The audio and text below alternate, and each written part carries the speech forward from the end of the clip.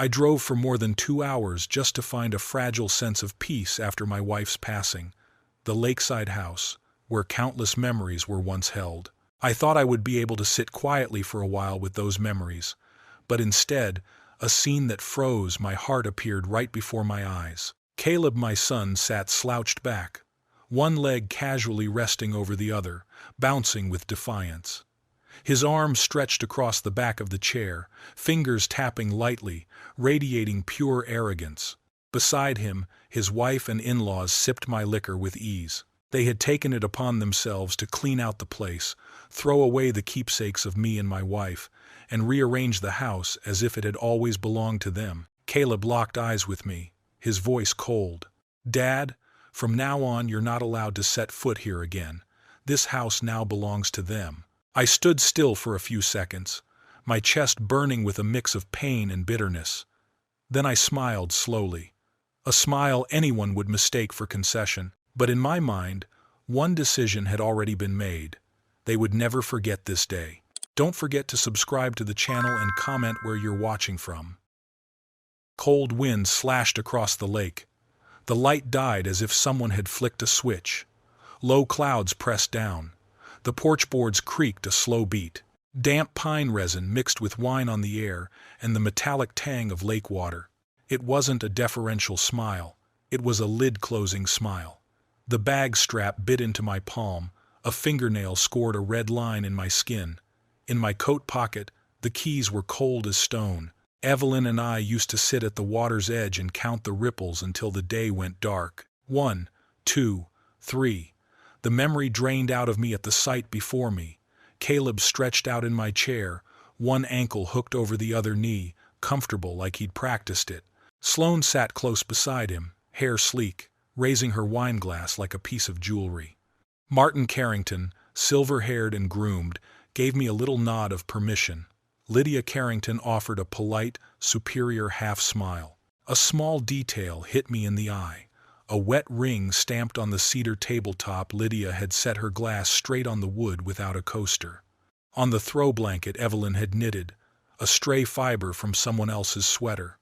My chair cupped to the shape of someone who wasn't me. "Excuse me." My voice was flat, cool, audible. When I spoke, I chose which version of myself would show up, the negotiator or the dismantler. Caleb stared straight at me, unblinking. "You don't cross this threshold anymore. This place belongs to them now." He jerked his chin toward Martin and Lydia Carrington as if reciting a verdict. The threshold, the line. I stood on this side, they on the other. I glanced into the living room. Evelyn's blanket still draped the arm of the chair. On the coffee table lay the stack of cedar coasters. I'd cut the summer before she died, and Lydia's wine sat proud on bare wood. The screws in the porch rail were ones I had just replaced. The paint I'd recently sanded still felt smooth under a fingertip, all those me's set against their casual occupation. "Since when," I said slowly, "does a deed in my name change owners without me knowing it?" Sloane set her glass down. The crystal made a small, needling chime. She studied her reflection in the wine before looking up. "We've decided. They need a place to live. Thomas, you hardly ever come. Leaving it empty is selfish." "Empty?" I repeated, letting the word hang. "Last month I sanded the rail. The month before I replaced the screen door." Martin Carrington spoke, voice so smooth it felt false. "We appreciate your generosity, Thomas. We'll take good care of the place." I didn't answer him. I looked at Caleb. "And you think sitting in your father's chair and reading a sentence makes it so?" The corner of his mouth twitched. "Better to be direct." I took one step up. No one moved aside. No one made room. In that moment my own porch felt strange, as if it were a courtroom. "I drove 2 hours," I said. "Clipped and clear. Open the door." "Number." Caleb shoved the keys into his pocket. "We have plans tonight. You'll ruin the mood." I looked at each of them. Sloane flicked a glance at Caleb and gave a thin smile. Lydia crossed her legs and adjusted her scarf like a patron settling in for a show. Martin refilled his glass. The smell lifted on the cold wind. Somewhere under the boards a plank gave a soft complaint. I heard wood strain, uncertain whether from the porch or from me. "Since when do you call shoving your father off his own porch a plan?" I set my hand on the arm of my chair, touched the familiar hollow, then took my hand away. Caleb lifted his chin. Be reasonable. I looked out across the shore. The wind sliced the surface into thin sheets of steel. I counted 1 heartbeat, 2, 3. Enjoy it. I said it coolly, cleanly. No blessing, no concession. I turned, stepped down. Gravel rasped under my heel. Behind me, crystal clinked. Caleb laughed. Lydia asked about the vintage ordinary sounds scraping the ear. The damp pine smell followed me to the car. The door shut with a solid thunk. The space sealed, like closing a toolbox. I looked at the threshold one last time in the mirror. The light had withdrawn from the porch. So had the old peace. In my head, only one sentence, left unsaid. Marked down today. The engine caught cold and clean. One crank, then it faded, as if swallowing all sound into its chest. I dropped it into reverse. In the rear view, a last strip of sun clung to the porch, then blinked out. I left Silverpine Lake. The road curled through pines, the smell of old rain spliced with sharp resin, wind lashing the surface of the water. My hands tightened on the wheel. The key's chill left a mark in my palm. On the bends I tapped the brakes. My heartbeat matched the braking. Evelyn loved this road. Window down, her hair teasing her cheekbones, a peal of laughter at some joke on the radio. 1, 2, 3. The memory drew back from the frame like a curtain being pulled. Caleb had just told me I no longer had the right to step into the only place that still held Evelyn's outline. The worst part wasn't the brazenness. It was the smoothness, like a line rehearsed. The sun shrank behind the ridge. The air dropped hard. The phone buzzed on the passenger seat. Not now. I needed the drum of silence. I pulled into the garage in Red Mesa. 9:25 in the evening. The house was dark and hollow, except for the porch light, Evelyn's rule. A house must not greet us in darkness. Tonight that dot of light looked like a tired sentry. The door opened the way she always left it. The rest was empty. The fridge hummed, the clock ticked softly. No one answered my footsteps. I set my bag in the hall, keys still in hand. In the kitchen I poured coffee. Not to stay awake. I needed something to do. The bitterness smeared across my tongue. The study. The leather chair cupped to my shape. Evelyn's framed photo on the shelf shot at the lakeside villa, backlight turning her hair to copper. Fine dust along the frame, a thin scratch on the glass timed signature, the opposite of my son's ease. I thought, if she had been on the porch today, the air would have been different. Evelyn rarely raised her voice, but when she did, the whole room changed pressure. Caleb wouldn't have made it halfway through his line. The phone buzzed again. Cold blue light washed my hand. A text from Caleb. You should know. We've decided. The villa belongs to them, permanently. Don't set foot there again. A boundary line. On property that doesn't bear their name. I read it twice. Set the phone face down. Stared into the window pane. Black as a well.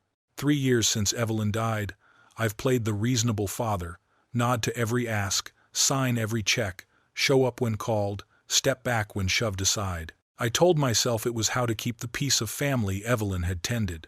But real family doesn't steal what's yours and then tell you you're unwelcome. Real family doesn't erase your name from the door of your own house. I took a sip. Not anger. Not yet. Cold. I've spent my life on job sites. I know footings, load-bearing walls, loads. I know how a hairline crack runs to a collapse point. And right there in the canted light of the study, I realized they had just set a benchmark for me, a deadline they didn't know they'd made. They are there. They'll stay as long as they think they can get away with it. I glanced at Evelyn's photo. She smiled like she was holding a secret answer. You want me to handle this my way, don't you? I said, very softly.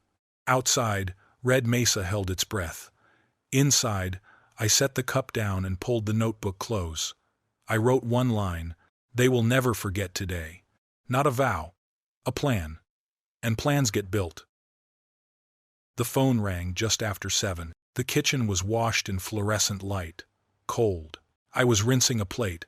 My hand stopped. The water kept running. I didn't. Operator. I wedged the phone to my shoulder.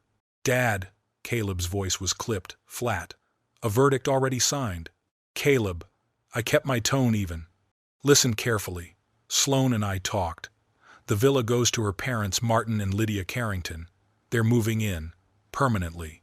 Soap bubbles snapped against my fingertips. Say that again. You heard me. His cadence was as steady as a weather report. It's sensible. They need a proper place. You hardly use it. You're a beat, old, and alone. Don't cling. That line hit the load-bearing wall. It didn't collapse. It hardened. Caleb, I said slowly, weighing each word. 30 years of work bought that house. I paid for every stone, every beam, every nail. Your mother and I built it together. That's what a father does, he cut in. Provide for family. I provided for you, not for your wife's family. In that moment, the way I addressed him changed. A chalk line snapped. They're my family now. And they're my family now. They're Sloane's family. I barely know them. Silence. Only the fridge's low hum and the living room clock ticking. The water still ran. I turned the tap, click. Rhythm reclaimed. You're being selfish, he said at last. I laughed once, short, dry. Selfish? Bold of you. Fine. I'll grant you this. You're brave. I'm serious. Since Mom died, we've done a lot for you. My knuckles blanched around the phone.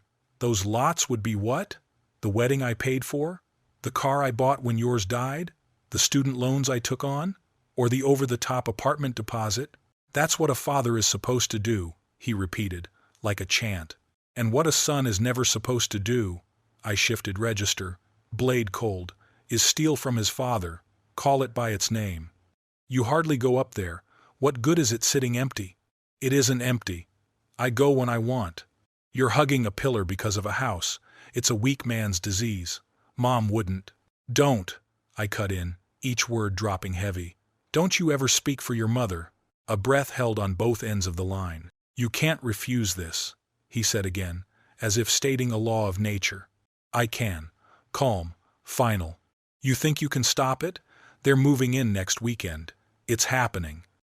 I said it again. Even. Unyielding. His voice pitched up, ragged with anger. Don't do this, Dad. Don't make it harder. You'll only embarrass yourself. All these years, I'd tried not to be embarrassed by my son. Today, I let the words pass. They slid off the wall. I'm done here, I said. Click. I shut it like snapping a toolbox closed. The phone lay still on the counter. The dark screen threw back a face with a steady hand. The stray drip from the faucet had stopped. The kitchen was quiet, but the quiet was electric. I stood in the doorway. The pressure in the house shifted. Two things chalk line clear on concrete. 1. Caleb had just crossed a line he can't uncross. 2. I was ready. Footings measured, loads calculated, hairline crack found. The rest construction. I didn't sleep that night. The AC blew cold. The clock went tick, tock. Streetlight bled through the blinds, striping the ceiling, turning it into a whiteboard. April 14th, 15th, 16th, 17th, April 19th. Milestone, milestone, milestone. 30 years on job sites have wired my brain for the critical path. Break work down, lock deadlines, calculate loads, locate the failure point, and most of all, identify the opponent. Caleb had just handed me a fixed target. They'll move in next weekend, which is to say my role was to step out of the hammer's arc. A fixed target is something you drill, anchor, and shift the load until it fails. I rolled over and looked at the empty space where Evelyn used to lie. She hated deadlines, but loved preparation. Measure twice, cut once, she'd say. The thoughts slid into place like construction drawings. This wasn't only about keeping Silverpine Lake Villa. It was about making sure Caleb, Sloane, and the Carringtons understood. I am not a piece of furniture you slide around. I replayed the first 3 years after the funeral, a pattern of self-discounting. Nod at every ask, sign every check, show up when summoned, step back when dismissed. 8 months after the funeral. The car's dying, Dad. To $26,000 for an SUV inside a week. A year later, the landlord selling, We have to move fast. 2. I wrote the deposit without ever seeing the place. Then the small furnishings loaned 5 figures in the end. Each time I told myself, Evelyn would want me to help. Each time the thanks got shorter, the asks got larger. Around midnight I stopped pretending to sleep, bare feet to the kitchen, the AC still hummed. The clock kept tick-tock. I poured black coffee, no sugar, no apology. Back at the desk, I pulled a stack of notepaper. At the top I wrote options. I stared a beat, drew a hard line through it that scored the page, wrote over it, advantage. 1. Never negotiate from the bottom. 2. Control the information flow. 3. Own the clock. I could almost hear Evelyn smile. You're building something again, aren't you? By 3:00 a.m., the skeleton was set. D-5. Meet Graham Adler. Raise the paper wall before they smell the cement. D-4. Wire the system at Silverpine Lake Villa. The house needs teeth, no exposed lines. D-3. Bait. Let them step in on their own. D-2. D-1 will be clock tuning. 6:35. First light slid through the blinds. I showered, shaved, put on the navy jacket I wore to close big bids. Not because anyone else would notice, because I would. Dress for the work you're about to do. 7:20.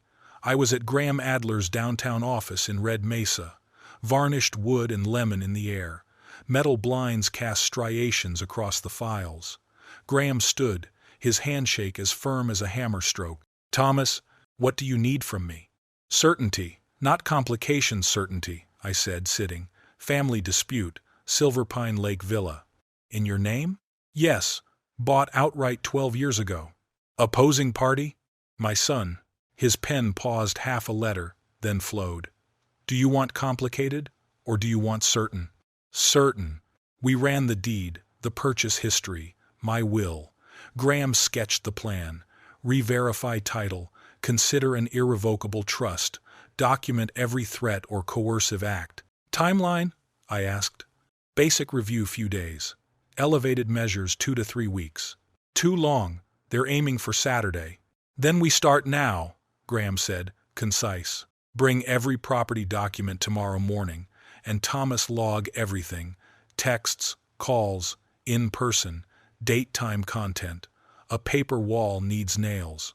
I left sharper than I'd felt in years. Red Mesa's sky was hard blue, halfway to the truck phone buzz. Caleb. I answered anyway. Finally, he said, we're putting this nonsense to bed. Sloane's parents move in this weekend. Don't make it difficult. I opened the door, Saturday, information received, not approved.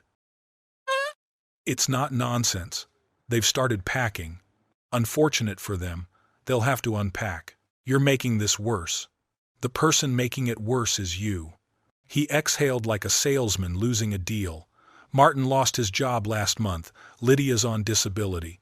They need that house more than you do. That's their equation, not my contract. It's called family spirit. Like the spirit you showed when you threw me off my own porch? Silence. Then his voice went cold. They're coming Saturday, with or without your consent. He hung up. I stared through the windshield. Saturday? 5 days. The house by the lake would not be hospitable to strangers. Construction. 7:10 morning light planed the paper edges like an operating room lamp. Clean, cold, unforgiving. In front of me, stacks of the deed, tax records, and insurance for Silverpine Lake Villa. Graham Adler would take it all today. The paperwork was airtight, but not enough. Caleb isn't afraid of consequences he can't see. He thinks this is a shove and yield game. Push long enough, I yield. To win, I have to change the ground of the fight. I sip coffee and look at the photo of Evelyn in the corner, one strand of hair caught by the wind at Silverpine Lake. The photo used to be a brace. Now it's a reason to protect. 8:05 D-4. I walk 3 houses down to a narrow ranch with a mailbox marked Mercer. The door opens and the smell of hot plastic and solder rolls out, laced with the faint whine of cooling fans. Nate Mercer, 52, single pulls me into his server rack. 3 monitors, cables coiled like tendons, routers stacked like bricks. I need you for a project, I say. He narrows his eyes. What kind of project? Motion sensors, lights, sound, maybe visuals. Auto-triggered when someone enters. Nate leans back, half smiles. Haunted house? Not for fun. To make people leave and not want to return. He chuckles low. Now I'm interested. Who we're scaring don't need to know. Let me handle the tech. We sketch the plan. Sensors in all main rooms. LED strips to scramble visual perception. Speakers hidden in vents, behind shelves, under chairs. Footsteps in empty halls. Hinges, complaining. Whispers just under the threshold of hearing. Projectors to throw jittery silhouettes onto walls. All of it riding on an isolated network, a dedicated VLAN, controlled from a tablet. Can we tie in the plumbing? I ask. Yep, Nate types. Sinks and showers open on command. Legal just creatively used. Sinksley, 11:15. Nate's SUV is half loaded. Sensors thin as nicotine patches that blink once when paired. LED reels. 6 mini projectors. A tablet glowing the blue of control. We drive up to Silverpine Lake. 14:32. Inside the villa there's still the cedar oil smell from last month's wipe down. Dust motes hang in the sunbeams, witnesses to an install. We start at the entry. Sensor stuck. Linked. Beep. When this fires, Nate says, the living room lights strobe and shift color. The voice assistant issues a warning. What warning? He taps a few lines. A calm, firm voice fills the house. Attention. You are not the owner of this property. Please leave immediately. Good. Upstairs. Projector mounted high, its beam slicing a thin blade across the wall, stretching a swaying figure along the landing. Kitchen. Test command water roars on, hammering the steel basin. Hidden speakers. Irregular knocks. A speaking draft. The creak of a cabinet edge, the very things a brain gladly mistakes for real. Isolated network. Yanking a plug won't help, Nate says. Backup power? Got it. UPS units hidden in the basement minimum a week even if they throw the breakers. The basement smells of damp concrete. The UPS hums under the stairs. Like the central theater of an operation, I think. Full run. Sensor trips to lights snap hard. The warning escalates if there's still movement. After 30 seconds of presence, the plumbing growls to life. Shadows skate walls. The whispering thickens. On the tablet, the icons cool, then glow green, ready for the next cycle. A masterpiece, Nate grins. A tool. I correct, though a part of me agrees. The house had grown teeth. It won't bite guests, only trespassers. I stand on the threshold and look out at the copper-red lake at day's end. Evelyn used to say everything holds its breath at this hour. I lay a hand on the lock and hear the system breathing faintly. Lock. Wait. Wednesday morning, D-3. Nate knocks early, lugging another stack of cases, a projector the size of a football tucked under his arm. Couldn't leave it alone, he smiles. Brought a few upgrades. 2 more industrial UPS units, a run of thimble-sized speakers, and a directional audio module. Think of it like a flashlight for sound, Nate says in the truck. Aim it, and only the person standing there hears it. The person next to them has no idea. The villa looks untouched. That's Nate's art. Everything hidden in plain sight. We mount the module at the entry, tucked behind the crown molding. I step onto the welcome mat and a low voice speaks right into my ear. You shouldn't be here. Half a step to the side gone. Step back, there it is again. This one crawls straight into their head, Nate murmurs. By noon, upstairs and downstairs are interlocked. Lights, water, silhouettes, whispers, directional audio. Not knowing what triggers next, that's the real load. I sit on the porch steps eating a sandwich. The water is flat, the air mild. From the outside, the villa is still a refuge. No one would guess it's been wired with teeth for self-defense. Giving a house teeth satisfying, Nate says. Evelyn wanted this place open. Today I set a latch. Protection is a kind of duty, too. By late afternoon, we arm the whole system. The tablet is paired to my phone. I can monitor from anywhere. Red Mesa, 21:15. The study is dark. The villa's camera feeds glow dimly. Entry. Living. Kitchen. Hall. Louisiana NDING. Still. Waiting.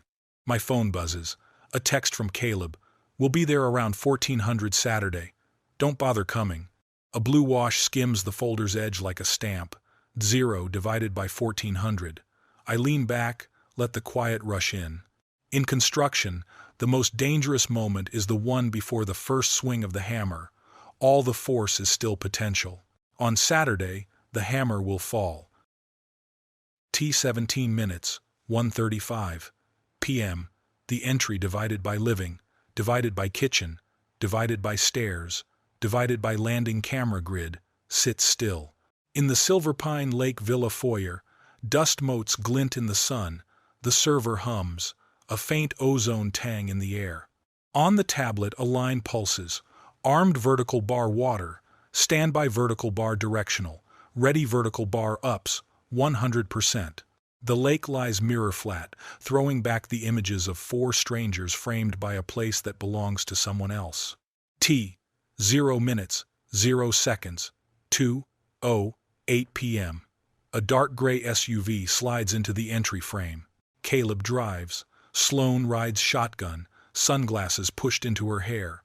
In back, Martin and Lydia Carrington lean forward like eager tourists. They don't pause. Offbeat. Doors open. They spread out with the cadence of people already convinced the place is theirs. Caleb pops the hatch. Sloane points toward the porch like a director. Martin drags a suitcase. Lydia hugs a stay-a-while canvas bag. The entry mic catches the crunch of gravel under heels. At the steps, Martin hesitates at Nate Mercer's sign. Brushed steel on cedar, bold black letters.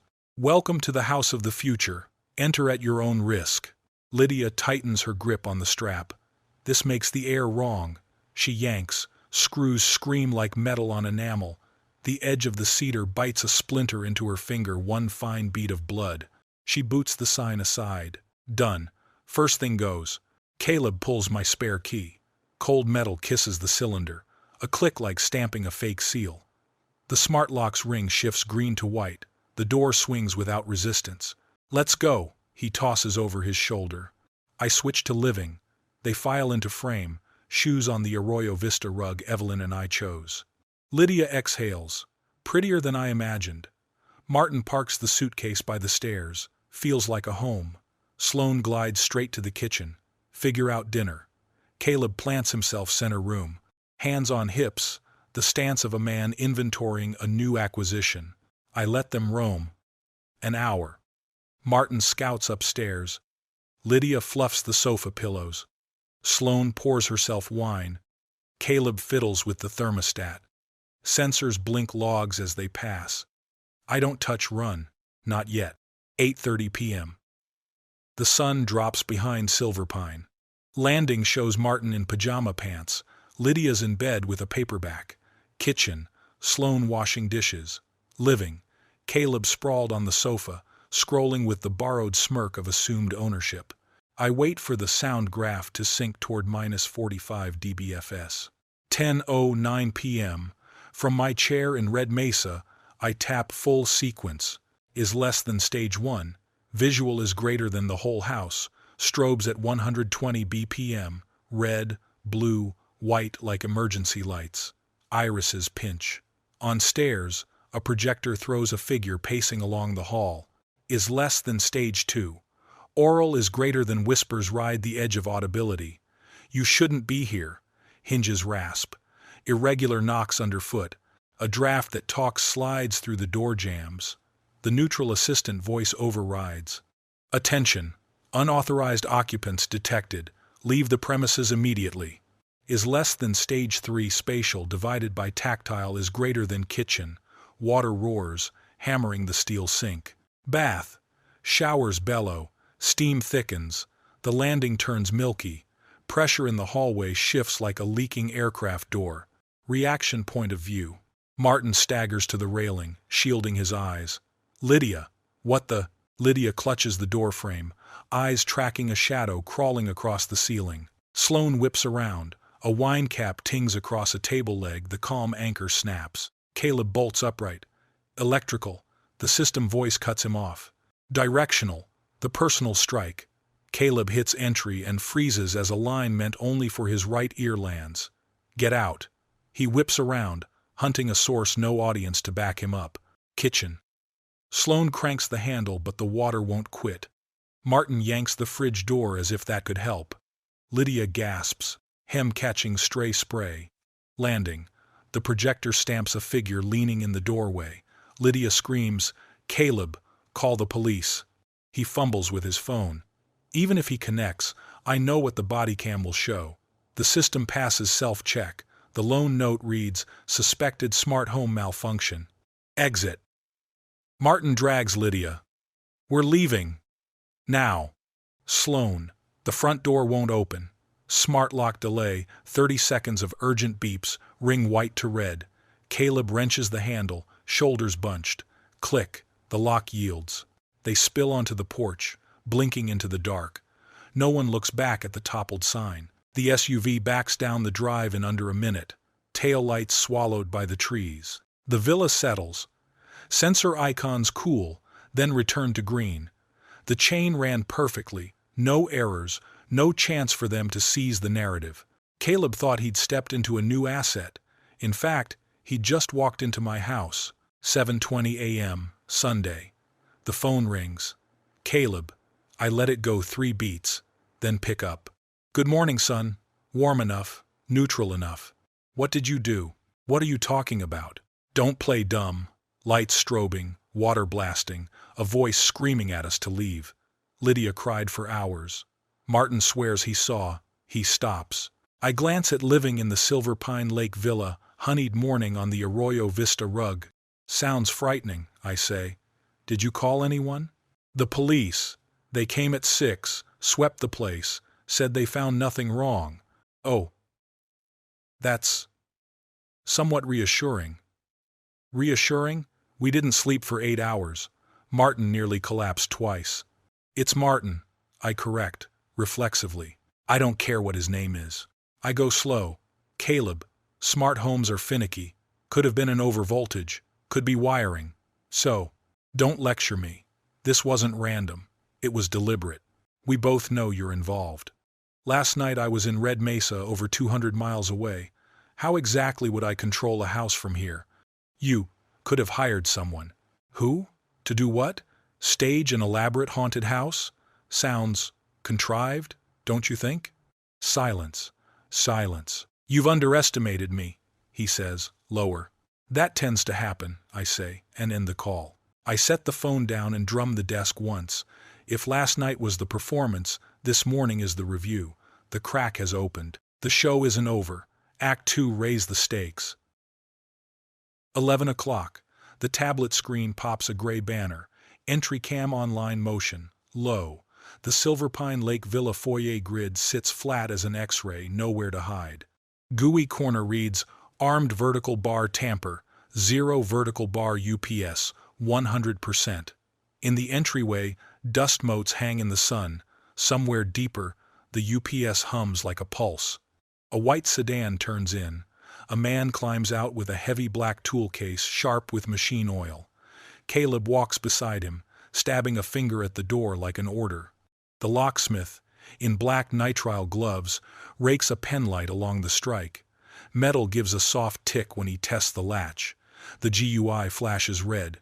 Tamper attempt detected, auto lockdown, 30 seconds. This is a multi-point mechanism, ANSI grade 1, with biometrics and a UPS, the locksmith says, all business. You can't swap a single piece.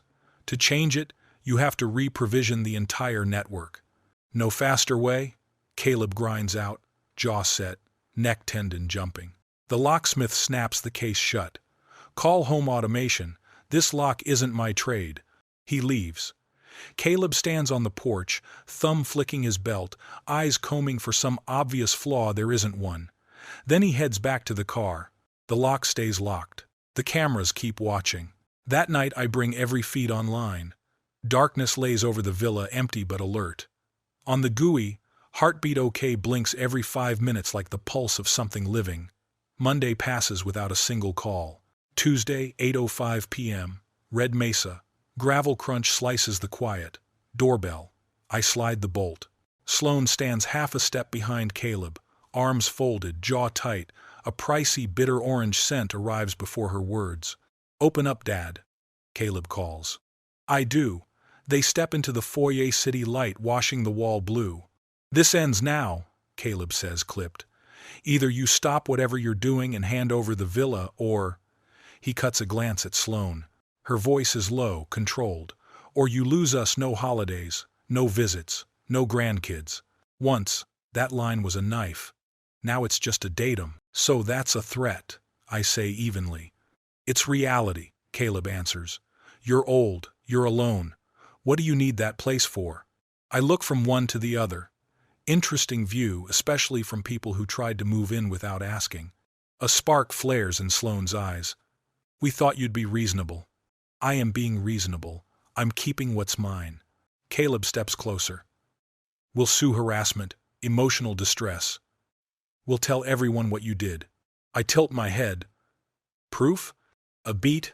Opinion isn't evidence." Sloane's fingers clench. Her nails tap her elbow, small but shrill. Caleb presses. "This isn't over." I lean on the jamb, voice flat. "I think it island. Don't confuse kindness with compliance." They turn without another word. The door closes. The clock's tick reclaims the house. Office. I sit, open the notebook. 3 lines.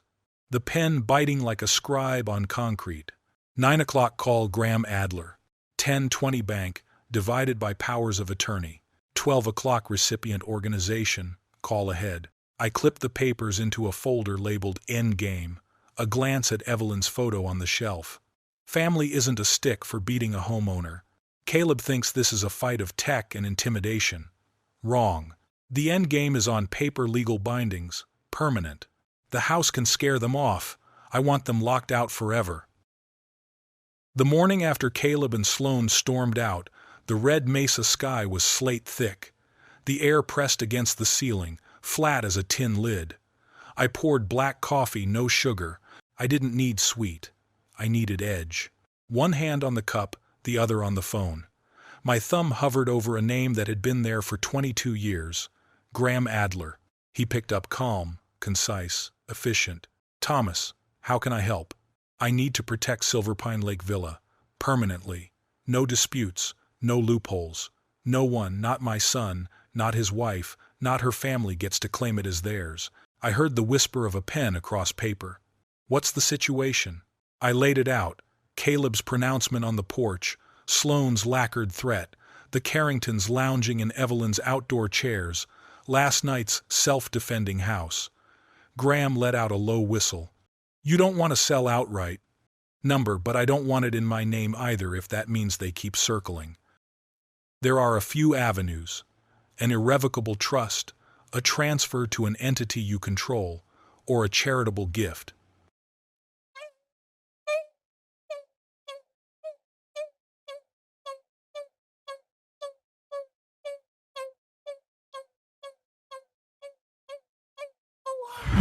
Which is the fastest?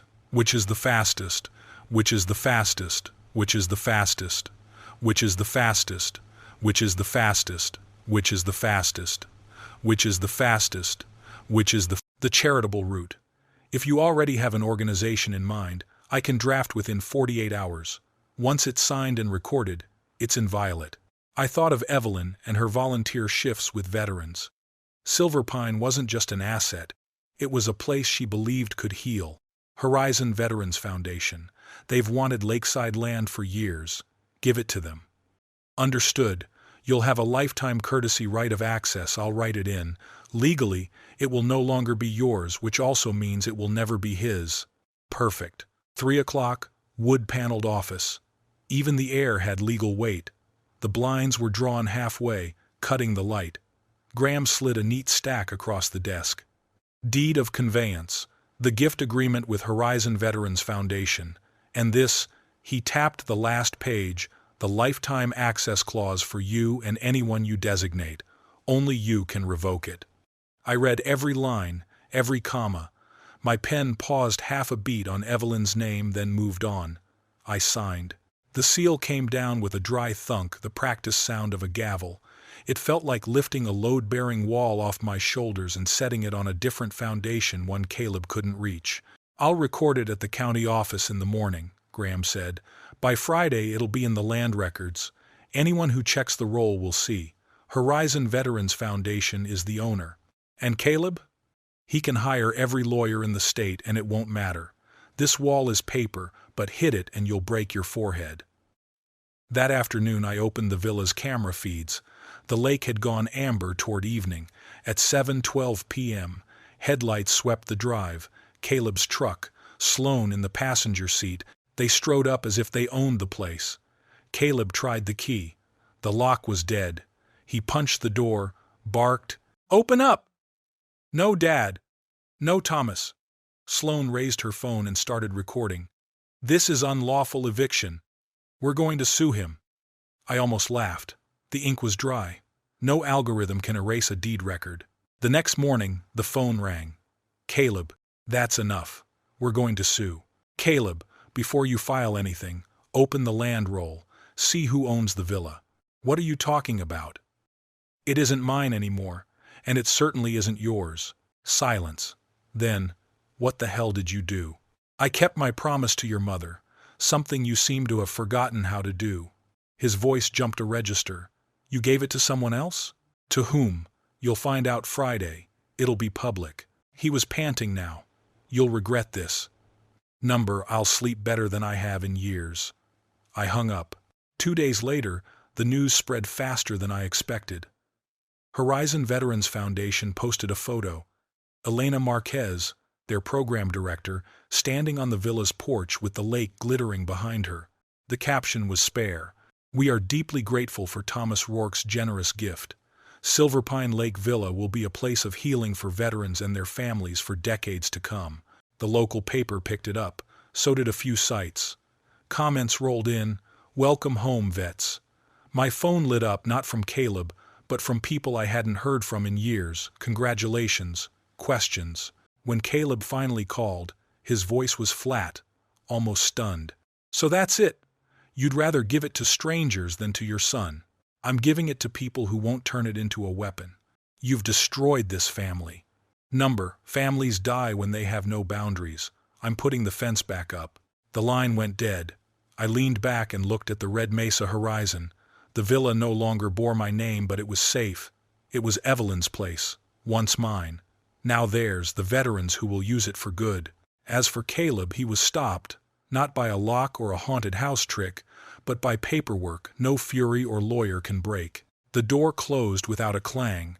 It's locked by records, not by a bolt. Courtesy is over. The law remains.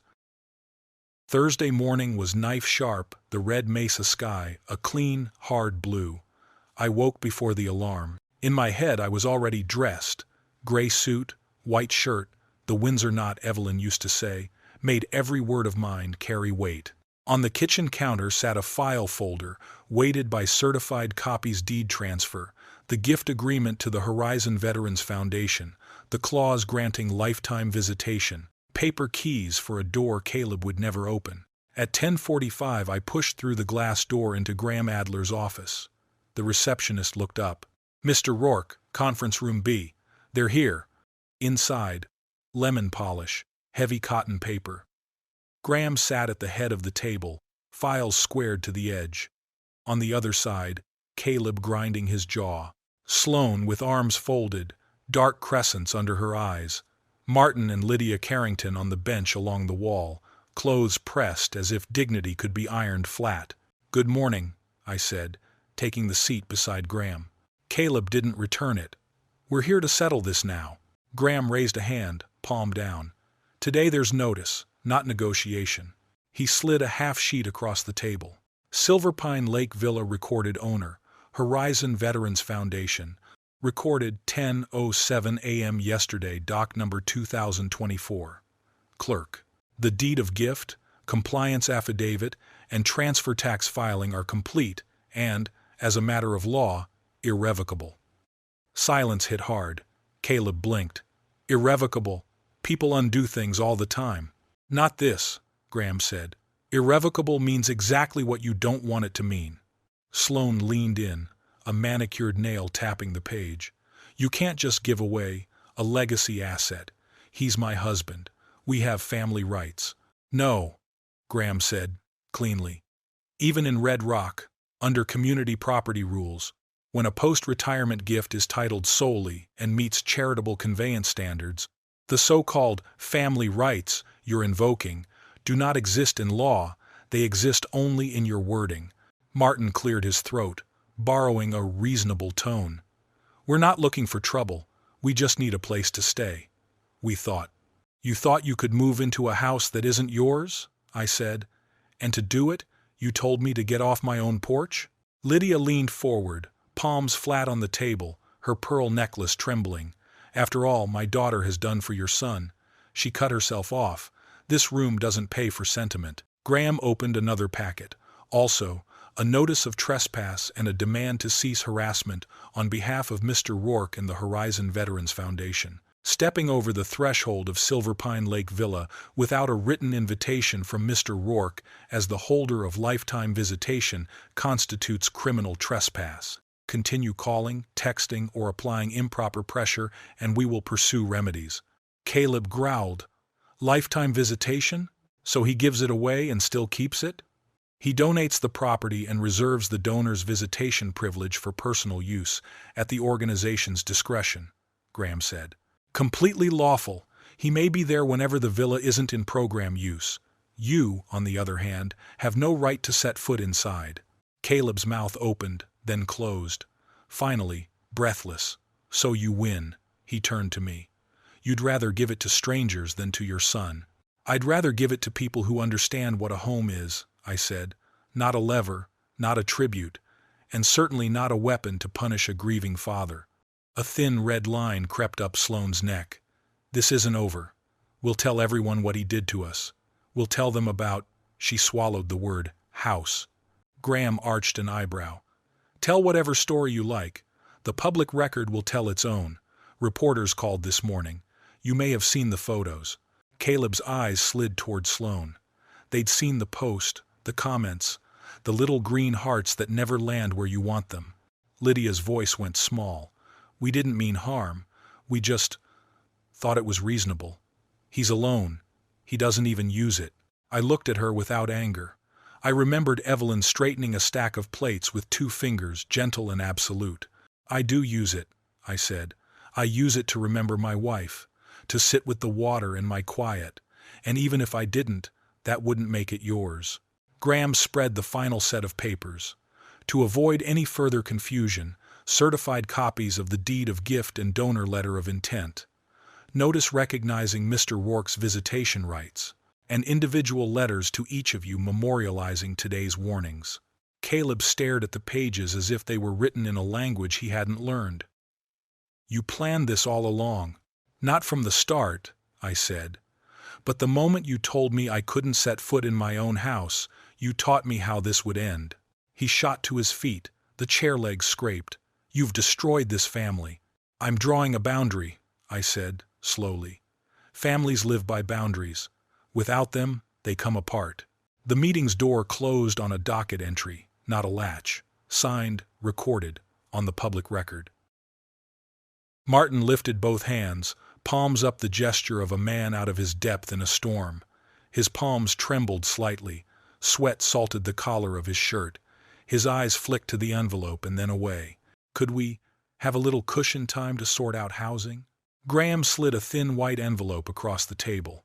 The flap bore the embossed logo of the Horizon Veterans Foundation. The soft click it made on the wood sounded like a light tap of a gavel. A check from Mr. Thomas Rourke to Horizon, Martin and Lydia Carrington, earmarked for a relocation support voucher. The foundation will reimburse you as service credits through their housing partner. It won't buy a Lakeview. It buys time. Lydia looked at the envelope as if it might bite. Her finger froze right at the seal. We don't need his charity. I met her eyes. On the porch by the lake, you already took it. Sloane tipped her chin. Her nail tapped the table in a 1-1-2 pattern. Are we done?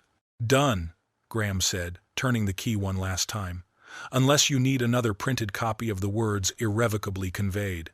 The word went straight in, like something solid striking the forehead. Caleb flinched, his hand resting on the door handle without turning it. He didn't look back when he spoke, voice dry.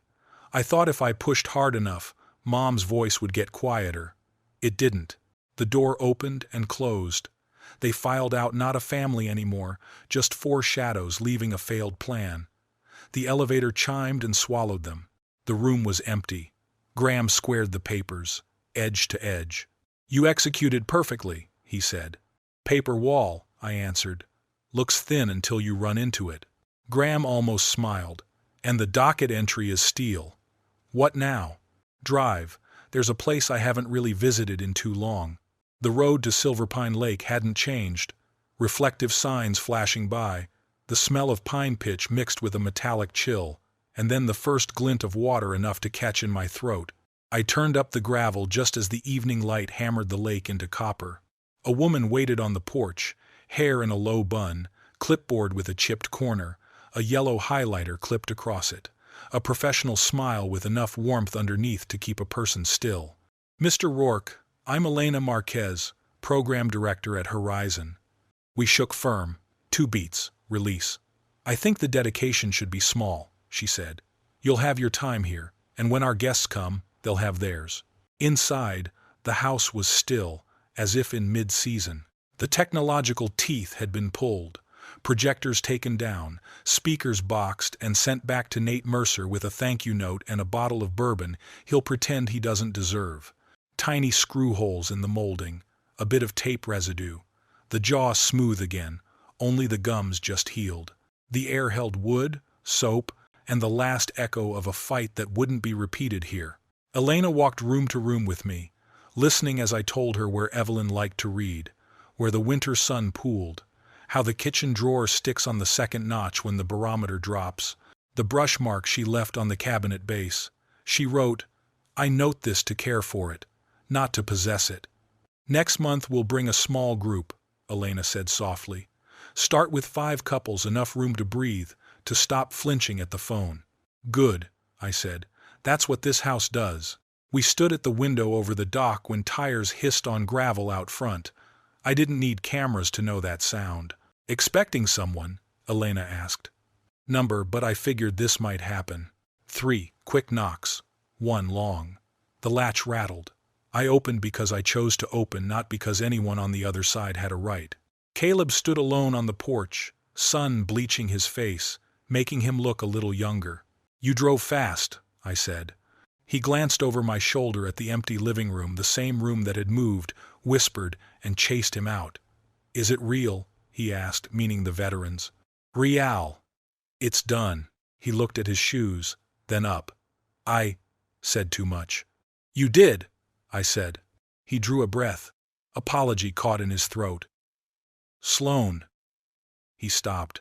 You 2 thought if you pushed hard enough, I'd go back to the man I was 3 years ago, I said, the man who mistook kindness for surrender. His eyes flickered. He stepped back half a pace. Do you hate me?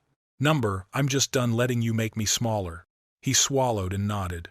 For a moment I saw the boy who dropped a baseball at the end of the drive and looked at me, saying, without words, we'd find it together if it rolled under the car. What now? He asked. Behind me, Elena cleared her throat, a reminder. This isn't our home anymore. This place carries a mission larger than both of us. Now you go home. Ask yourself what you want to become, apart from entitlement. Someday, if you can walk into a room without hunting for advantage, call me. For now, I gestured toward the lake. This place is busy. Busy, he repeated, as if the word could open some space in him. He looked in once more, then shook his head, dislodging something inside himself, and went back to the car. I watched the taillights thread away down the narrow road. Elena stood beside me, the easy silence of people who know that not every victory comes with confetti. You all right? She asked. Better than all right. I stepped onto the porch and let the wind touch me. I'm done apologizing to people who want what's mine. Elena snapped her clipboard shut. One more thing, she said. Our board approved a small plaque at the entrance subtle. Brushed bronze, countersunk screws. Just one line. In memory of Evelyn Rourke, may this house heal gently. We'll install it if you agree. I didn't answer at once. The lake moved like breath. The pines murmured and ticked. She'd like that, I said. Heal gently. Elena smiled. Then we'll place it. She left me there, the meeting of the trees underway overhead, the water doing what it always does, holding the light and letting it go. I walked down to the dock and sat, shoes on the warm planks. I thought about boundaries and paper walls, and the years I mistook love for using a house key to fill the gaps in another adult. The wind rose and skimmed the surface. No audience, no performance. Just a man who gave something away to keep the part of himself that built it. The sun slid. Cold crept up off the water. I stood, turned back toward the house, and caught a shape in the window frame. Only the reflection of a man a little past 65, steadier by far than the man who used to smile while being erased. My phone buzzed as I reached the porch. A text from Caleb. When I'm ready to talk like a son, I'll reach out. I turned the phone face down, silenced it, and set it beside the villa key. Some messages are answered by the life you live, not the words you send. I unlocked the door with my own key, and stepped into a house that would never again be used as a tool against me, then closed it behind me. The latch clicked short, final, without echo. Not a triumphal blast, not a period. Something better, a mechanism engaged, irreversible. The first snow arrived earlier than the forecast had promised. Red Mesa keeps its own calendar, those gentle, warm days stretching into December, but at Silverpine Lake, the seasons don't wait for the city's schedule. That morning I drove up with a thermos of coffee, a stack of old photos, and no clear plan. The sky was the color of cold tin. The lake, first time since summer, stopped pretending to be glass and began to look like steel. On the kitchen counter lay a thick sheet of paper, bold felt tip, a single E at the end with a decisive stroke. 5 couples arriving Friday, 2 Gold Star families. One pair is father and son, both veterans trying to speak to each other again after years. Elena, the villa's quiet had changed. Before, it was defensive, as if the house were holding its breath to see who would claim it next. Now the room stood at attention and breathed evenly. The pine floors stopped their ragged groans. The door gaps no longer hissed. I poured coffee into a chipped mug, the kind Evelyn used to keep, not because it was perfect, but because the hand remembered it. The nick at the rim made my lips pause a beat. The steam curled with a faint old cinnamon note. Down to the dock. The air sharpened with every plank. Honest cold climbed through the soles of my shoes. Across the lake, a thin ribbon of chimney smoke uncurled, pale against the pines speckled with snow. I thought of Caleb, how he'd stood here last time, searching my face for something he couldn't name, 6 weeks since the meeting at Graham's office. I had exactly one text from him. When I'm ready to talk like a son, I'll reach out. Ice melts when it wants to. Staring doesn't make it thaw faster. Even so, every trip up here I still powered the system on. Not out of waiting, because silence can be a kind of conversation. Tires ground on gravel and split the stillness. Not Elena's car. An early negative 2000 seconds Ford pickup, sun-faded but driven with purpose. The door opened. A man got out, taller than me, broad-shouldered, with the weariness of someone who doesn't often step onto another man's land uninvited. Brown coat worn at the cuffs, hair gone gray early, salt mud on his boots. An old VA badge flashed from his wallet. "You Rourke?" he called. "I am," I said, still by the dock. "Ray Delgado. My platoon ran with a guy named Aaron Pike. He said this place was for us, people like us." "You're the donor?" I nodded. "You served 2 tours with Pike?" "Yeah. We reconnected at a vets event.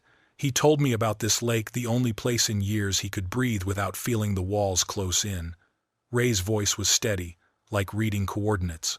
"I wanted to see it myself before the others come." "Be my guest," I said, gesturing toward the water. He stepped onto the boards, eyes sweeping the perimeter before meeting mine. "Flat water tricks people," he said. "Makes you think you can walk on it. One crack, and you're gone." "I've noticed," I said. Maybe that's why this works. You can stand here knowing it's deep and quiet and know you're still all right. We were silent. Across the way, a pair of ducks drew a thin wake toward the reeds. "Did you lose someone here?" Ray asked at last. "Not here," I said. "But this place belongs to her. After she went, the people I thought were mine tried to make it theirs." Ray didn't ask another question. Men who've seen combat seldom ask the second one. "Then now it's ours, and we won't waste it." He left. The sound of gravel died quickly, as if the lake had swallowed it. The afternoon edged in. Snow began to sift down. I lit the stove. Winter belongs to fire the way summer belongs to water. The wood snapped, the glass fogged, the ashes kept their warmth. More tires. This time I knew the engine note before it cut out. Caleb's new SUV. He idled long enough for me to think he'd leave, then didn't. Hands in his pockets, eyes on the grain of the porch boards, as if borrowing courage. A cardboard tray with 2 cups.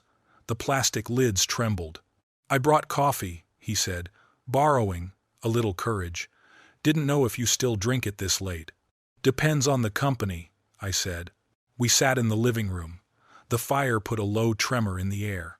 He didn't rush to apologize. Oddly, that felt like respect. "I've been thinking," he began, "about boundaries. About how families live by them and come apart without them."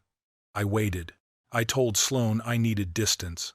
She said, "Distance is just another way to say leaving, so I suppose I've left. I'm renting a place." In my head, I've given the lake back a dozen times, but it never becomes mine. The fire crackled. The silence was larger. "I came today because I don't want to be the guy who only calls when he needs something. And I'm not here to undo what you did, I'm not. To that no day. I'm sorry," he said. "For what I said. For thinking Mom's voice would fade if I pushed hard enough." I didn't answer quickly. Seeds need soil, not someone yanking to see if they've sprouted. I poured coffee into 2 of Evelyn's old mugs and set one in front of him. "If you want to come up when it's quiet," I said, "let Elena know the schedule is hers." His eyebrows lifted a fraction at the procedure. Then he nodded. "Fair." We talked another half hour about work, the lousy water heater in his rental, the sort of things that can't be turned into weapons later. Then he stood in the doorway. "You look better than last time," he said. "I am better," I said. He left no handshake, no promise to call, and that was fine. Some bridges don't need fanfare to hold, they just need to stop burning. That night the snow thickened, tapping the windows like small reminders. I stayed 2 more days, long enough to watch the first group of veterans arrive. Elena met them at the drive, no speech, just handshakes and a greeting that didn't need many words. From the dock I watched them skirt the edge of the property, shoulders settling, soles scraping the thin ice on the snow. A mother touched a small framed photo she kept in her coat, pressed it to her chest, then let it go. A father and son walked half a step out of sync. Their eyes didn't meet at first, then both shoulders lowered at the same time as they looked at the lake. A man took off his glove, held his hand toward the fire, then pulled it back as if practicing, believing it was safe here. When the fire caught and laughter began in the main room, soft at first, then filling out, I understood. The villa was no longer mine. Not in the way it once was, and that is precisely the point. That night I locked the door, knowing that one day Caleb might come back or not. Both possibilities can live in the same winter without tearing each other apart. When I finally drove back to Red Mesa, the lake shrank in the rear view, silvered under the early Sunday. There are places we keep. There are places we give. And there are places that, if we're lucky, teach us when to do each. Thank you for staying to the end. Hit like, subscribe, and share your thoughts. Every line you write is another ember in this room. Tap the playlist to step into the next chapter.